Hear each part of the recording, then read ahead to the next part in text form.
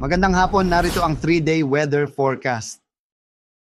Sa magiging lagay ng panahon sa susunod na 3 araw dito sa Luzon, asahan pa rin natin yung pagiging mainit at maalinsangan ng panahon sa susunod na 3 araw. At inaasahan nga natin na ngayong linggo na ang peak ng ating mainit na heat index bago nga magsimula yung ating tag-ulan o pagkakaroon natin ng southwest monsoon. At sa may bahagi ng Palawan, asahan nga natin na posible pa rin yung patuloy na mga pag-ulan pagsapit ng linggo hanggang Lunes, dala nga yan ang posibleng trough ng low pressure area.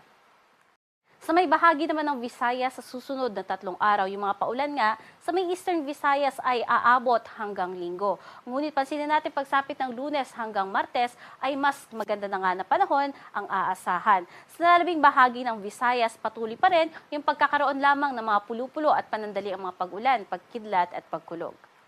Dito naman sa may bahagi ng Mindanao sa susunod na 3 araw, buong Mindanao pa rin ang makararanas ng kalat-kalat na mga pag-ulan hanggang linggo. Ngunit pagsapit ng Lunes hanggang Martes, dito na lang sa may kanlurang bahagi nito ang magkakaroon ng mga patuloy na mga pag-ulan, particularly na nga yung Zamboanga Peninsula, kasama dyan ang Zamboanga City, Barm, Soc-Sargen.